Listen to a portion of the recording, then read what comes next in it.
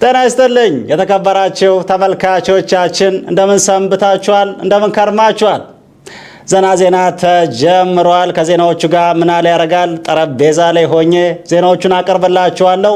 ያው ወንበሩ ተይዟል ብዬ ነው። ከ1 ሚሊዮን ብር በላይ ፈጅቷል የተባለው ድልድይ በገጠሪቱ ኢትዮጵያ ተመረቀ። ደስ ይላል።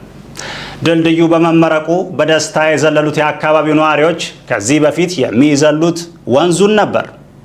በሁለት ሳጥና አሸዋና በአንድ ኪስ ሲሚንቶ የገነቡት ድልድይ ዘመን ባይሻገር እንኳ ሰው ያሻግራል የተባለ ሲሆን ግንባታውን ሰርቶ ለማጠናቀቅ ቀናት ብቻ የፈጀ ሲሆን ግንባታውን ሲያሳልጡ የነበሩ አካላት ለዘና ዜና በሰጡት መልስ ህብረተሰቡን እንኳን እኛ ወንዝም ሲበላው ነበር ብለዋል።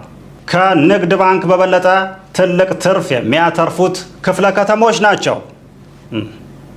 የህዝባቸውን ኑሮ ዜሮ ላስገቡት አስተዳዳሪዎች 00 መኪና እየተሸላለሙ ሲሆን በትራንስፖርት ከህዝብ ጋር እንዳይጋፉ መኪና የተሰጣቸው ኃላፊዎች ከዚህ በኋላ እየተጋፉ ሳይሆን እየገፉ ይቀጥላሉ።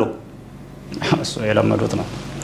ኢትዮጵያ ውስጥ ያሉ ህፃናት ሲያድጉ ዶክተር መሆን ቢፈልጉም ወላጆች ልጆቻቸውን የክፍለ ከተማ ኃላፊ ለማድረግ ስንዴ ያለበት ቲሸርት እያስለበሷቸው ነው።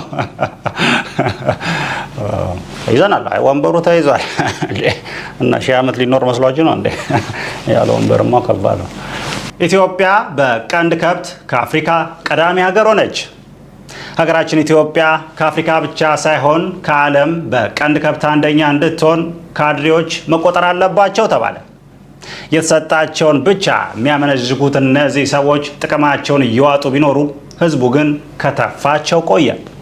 በቀንድ ከብት ብቻ ሳይሆን ቀንድ በማስበቀልም ግንባር ቀደም የሆነችው ሀገር የደነበሩ ካድሬዎቿ ህዝብ እየወጉ ህብረተሰቡ ላይ ፊጋ እየሆኑበት ነው። ይህም በመሆኑ እነዚህ ሰዎች ከዚህ በኋላ ለስብሰባ መቀመጥ ያለባቸው ምክር ቤት ሳይሆን በበረት ነው። መፍትሄ ለማምጣት እየመከርን ነው ሲሉ የምክክር ኮሚሽን አባላት ተናገሩ። ቡጢ ሲሰጣጡ የነበሩ አባላት ምክር ለመስጠት የተሰበሰቡ ሲሆን ምክር ከሰጡ በኋላ ምሪንዳና ቦምቦሊኖ ይሰጣቸዋል። ምክክሩ መልካም ቢሆንም በዚህ ምክክር ከፍተኛ ጥቅም እየተጠቀመ ያለው ህዝቡ ሳይሆን ቡፌ ያቀረበው ሆቴል ነው። ኮሚሽኑ የምግብ እንጂ የሀሳብ ቡፌ ላይ ትኩረት አላረገም ተብሎ እየታማ ነው። በተያያዘ ዜና ምክክሩ በተጀመረለት ስብሰባ መሃል ልጅ የወለደችው ወይዘሮ ልጇን በምጥ መገላገሏ አስደሳች ሲሆን ሀገሪቷ ግን አሁንም በምጥ ላይ ነች። ለህብረተሰቡ መግባቢያ ይሆን ዘንድ የፖለቲካ መዝገበ ቃላት ተጻፈ። ብዙ ጊዜ የመንግስት አካላት የሚያወሯቸው ቃላት ስለማይገባን እንድንግባባ ይሄ ዲክሽነሪ ተጽፎልናል። በዚህ መሰረት ባለስልጣናት በቅርቡ ካሉን ጊዜው አይታወቅም ማለት ነው፣ በሂደት ላይ ነው ካሉን የተጀመረ ነገር የለም፣ አካታች ማለት ብቻችንን ለማለት ነው፣ እርምጃ ይወሰዳል ካሉ ሽሽ እንዳትበላሽ።